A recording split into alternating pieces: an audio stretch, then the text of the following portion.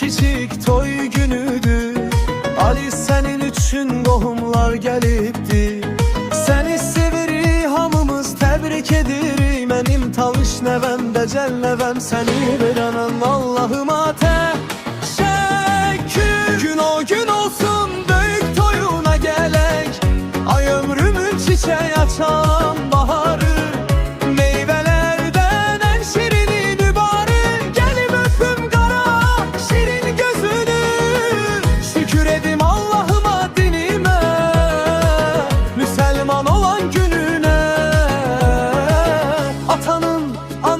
Fəxri ol Ali.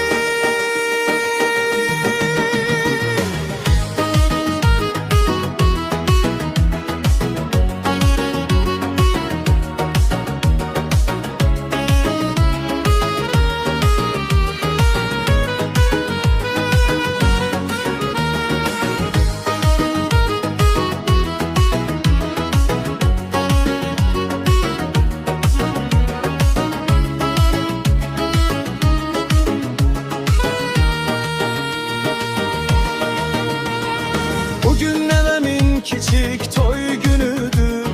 Ali sənin üçün qohumlar gəlibdir. Səni sevirik hamımız təbrik edirik. Mənim talış nəvəm də cəl nəvəm, səni verən Allahıma təşəkkür.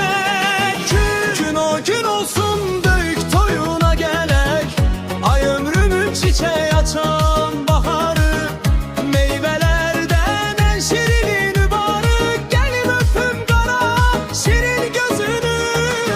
Şükür edim Allah'ıma dinime, Müslüman olan gününe. Atanın, ananın fəxri ol Ali. Gün o gün olsun böyük toyuna gələk,